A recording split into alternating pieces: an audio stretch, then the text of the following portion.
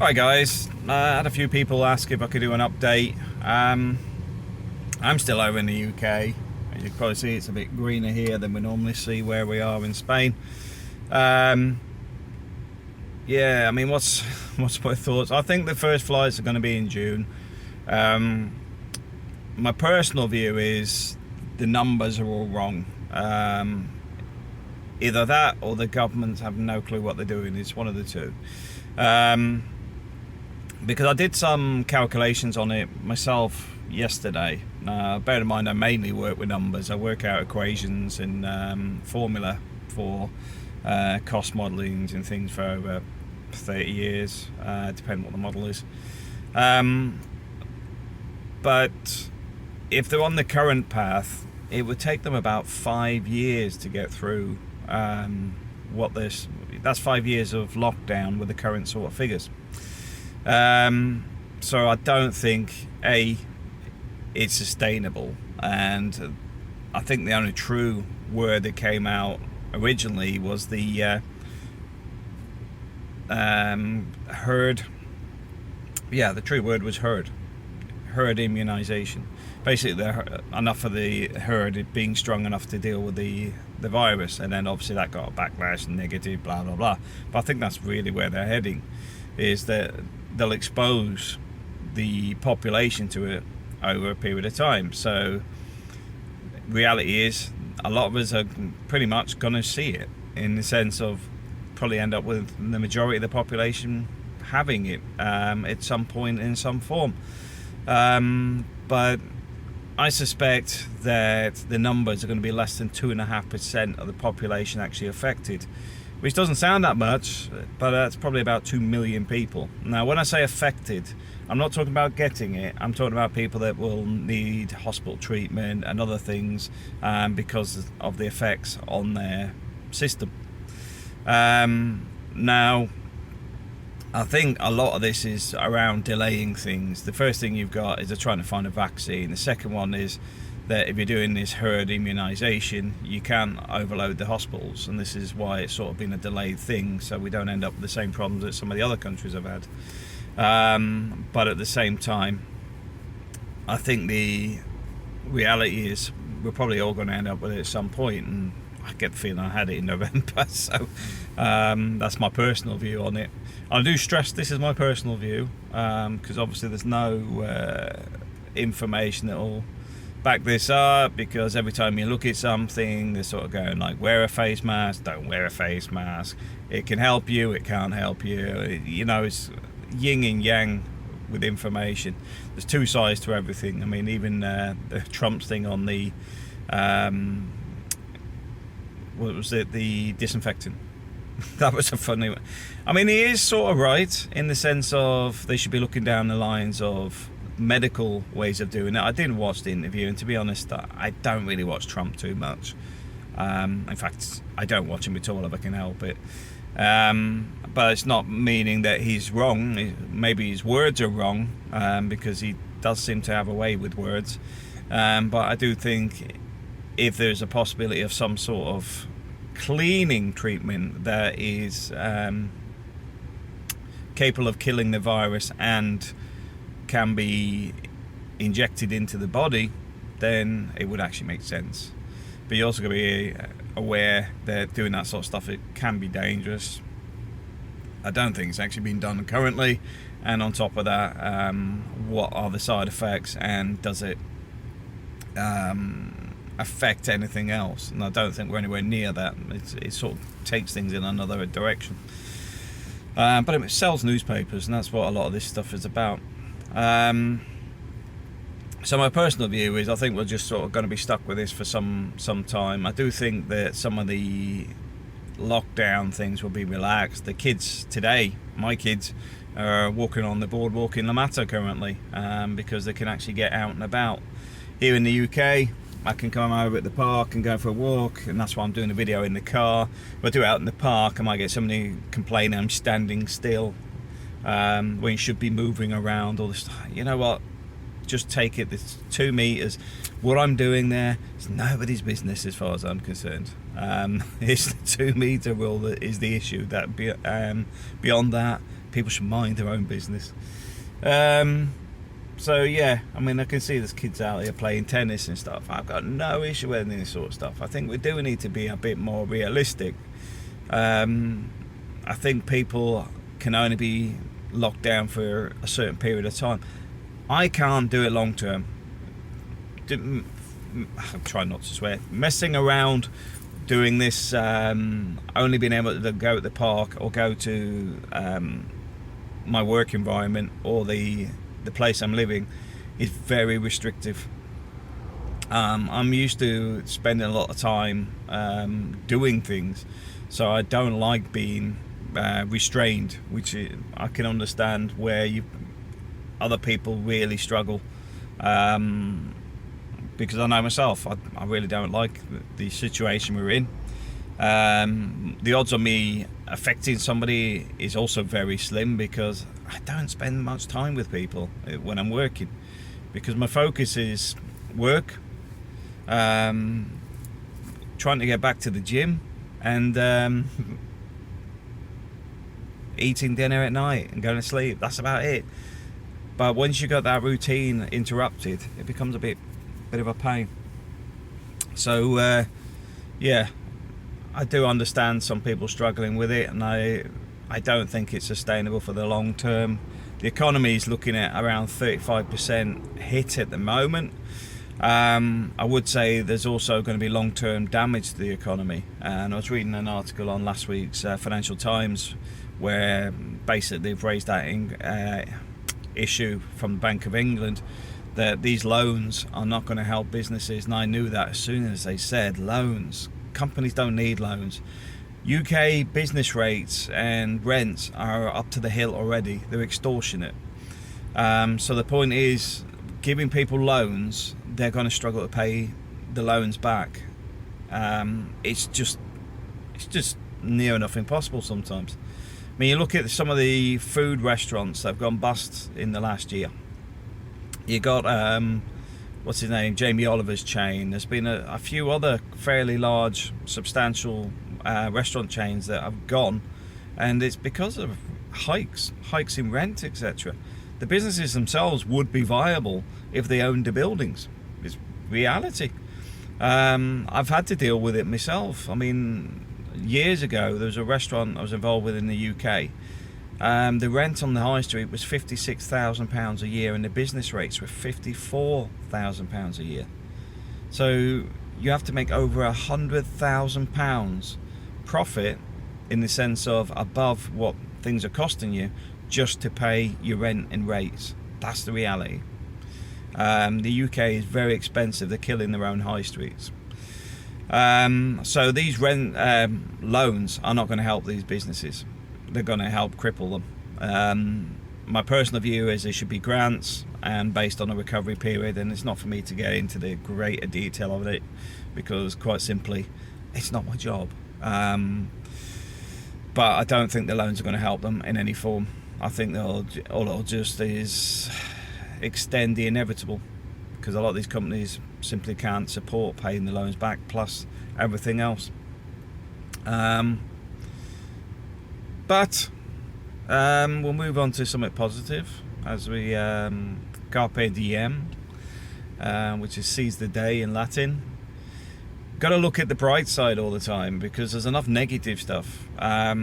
So for me, I'm looking at the fact that the house in La Mata, we're currently negotiating on 2 houses. If the one guy doesn't come down on his price, which is,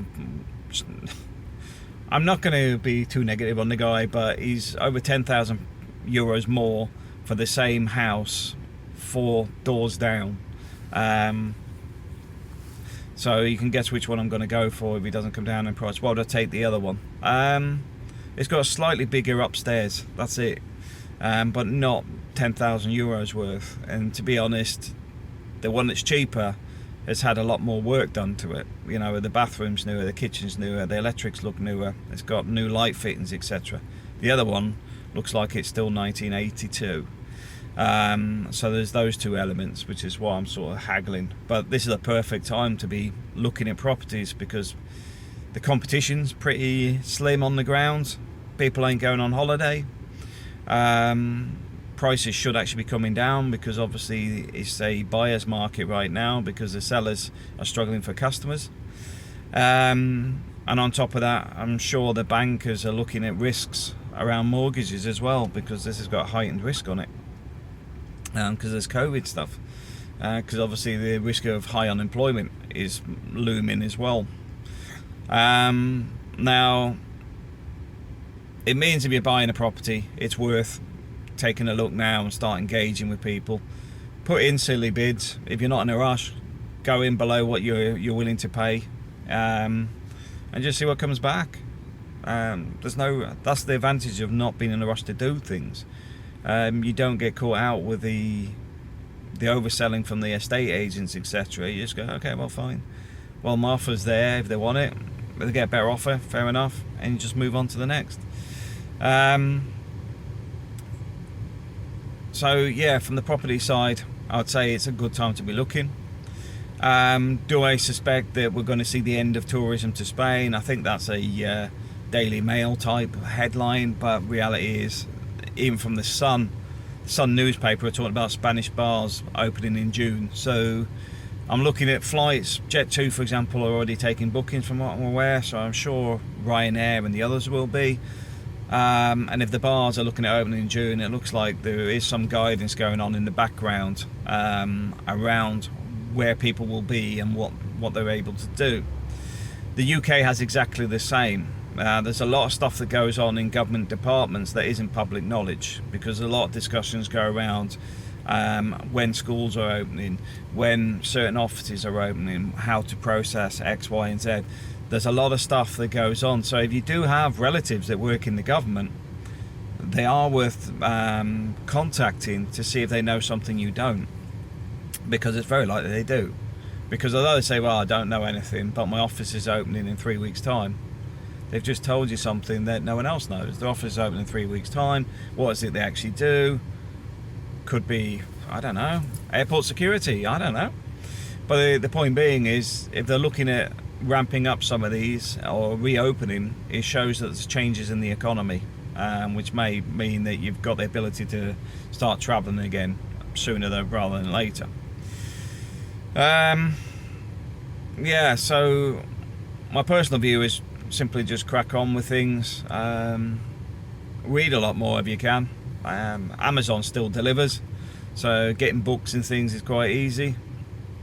One of the things I have done a lot more though is gone to a lot of smaller places as well, supermarket wise, because it's much easier to get in a corner shop than it is to get in a supermarket at the moment. You can spend an hour trying to get in the supermarket, yet your corner shop's got 2 customers. So yeah, you may be paying a couple of quid more for whatever you're buying, but in reality that's to your benefit, because the time you get back is worth it. So yeah, I'd have a look at your local stores. I mean, I'm sure the milkman or milk person is doing a lot more business lately, along with things like farm shops and other local produce that normally would be struggling to compete with some of the supermarkets and things. So yeah, it's worth shopping around. And I know people are locked down, don't go anywhere, but in all honesty, I don't see an issue as long as common sense is used. You know, if we're driving from A to B in a bubble, does it really matter that you've gone to Aldi instead of Sainsbury's because Aldi's an extra mile away? I don't think so. I don't think it's got that much of a risk or impact. I think they're just trying to avoid mass groupings of people ending up anywhere at the same time. Every supermarket is full of people, so I don't think it really matters which supermarket, as long as it's not the one in 3 towns away or whatever, because that's just going a bit too far. But yeah, only thing I can say is keep safe. And it looks like the weather's been better here in UK recently compared to Spain, so I didn't miss out on that one, but it would have been nice to be back for my wife's birthday, and yes, but we'll see something in we'll do something in the near future. We'll have one of our date nights once we're back together. Oh yeah, one of the things I did find, or somebody sent, was a fishing video of somebody doing spinning. Where I don't know if you know what spinning is. So it's basically, it's like you have a lure, Lure, which is basically, it could be a little metal fish, it could be a little metal plate with some fish hooks and that on it. And basically, when you cast with your fishing rod, it sort of does the motion of a fish coming in. And they were catching, well, they caught one fish off the La Mata beach. So I'm sort of looking at some spinning rods for La Mata. Also, we're looking at Igor's fishing boat as well, because we might actually be looking at, we might get a different boat. We'll see. It might be cheaper just to buy another boat than repair the one that Igor's got. And also, it's already in the Torrevieja harbour area. We just jump in and drive it off rather than have the hassle of getting in and out of the water. So we're having to think on that, because that would be it starts off with a small idea and it gets bigger and bigger. It's like, okay, we could fix that boat, and then the next thing is, okay, well, if we get a bigger boat and we could put it in the harbour, so then we'll rent a space for the boat. Then it's like, okay, don't want to pay for parking every time we go down there, so we'll have to get some scooters to go to the harbour. So we end up with these the projects getting bigger and bigger. But yeah, it's something we're thinking about, because to be honest, I love fishing.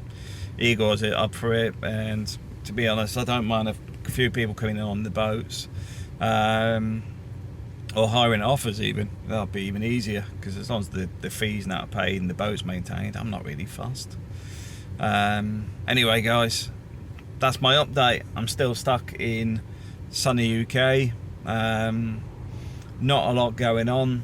I've got loads of work to do, so I'm busy Monday to Friday anyway. I've sort of cut back on my weekend working, because if I can't go back to Spain, I'm sort of thinking, you know what, I need to start looking at doing other stuff rather than working all the time. So I've reduced my workload. Reduced the amount of work I'm doing. I haven't reduced my workload. It doesn't go anywhere. It just sits there. Anyway, have a great weekend. I know it's Sunday afternoon, but what's left of it, enjoy it. And try and make the most of it. When you wake up and think, oh, not another lockdown day, try and do something else. Wake up and think, I'm going to do something today. I did try and look at TikTok. I don't understand it. There's lots of videos of people dancing, but it just seems very me. Maybe I've missed something, but I just don't get it. But maybe somebody can explain it to me. Because it just seems so strange to me. People dancing to a video, then uploading lots and lots of videos of the same dances. So it's a little bit peculiar. So it looks like an old jag. So yeah, like I say, try something else if you've got nothing else. If you're stuck, have a look on your apps and something. Learn Spanish, learn whatever. Just keep yourself occupied. That's the key element. I mean, like me, I'm going out for my walk now. When I finish my walk, I'm going to sit and read the Financial Times from yesterday, and then I'll read the rest of the Financial Times from last week, and then I'll prepare dinner and go through the motions of getting ready for work tomorrow. But main thing is just keep yourself occupied, keep busy. It's very easy getting into negative stuff. I've seen a few of my friends being totally like, oh, you know, the end of the world. It's like, it's only the end of the world if you make it the end of the world.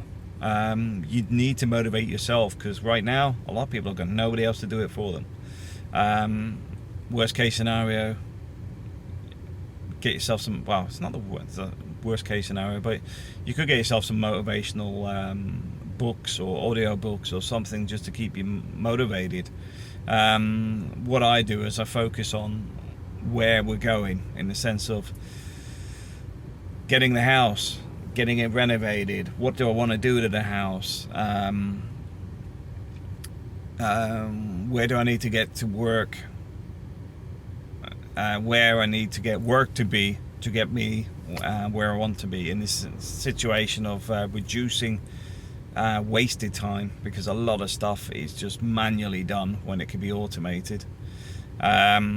So there's a whole piece on how to make my life easier at work, which then reduces my workload, yet still producing the same amount of work.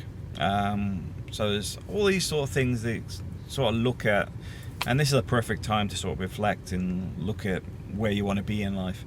Because I think this is one of the things a lot of people are struggling with. Reality is, a lot of time we don't have the time to think what we want to do and where we want to go.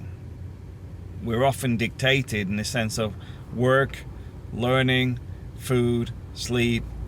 It's already pre-planned for a lot of people on a daily basis. With this lockdown, people have suddenly okay, the time's yours. And it's like, okay, what do I do with it? And I think this is a good point. This is a good time to actually look at how you're living, because it may be a good opportunity to change the way you are. You know, you may find that you're spending too much time at work, not enough time with the family, not happy with your job, whatever it is. It's a good time to look at it and plan on how you're going to change it. But anyway, have a great weekend and take it easy.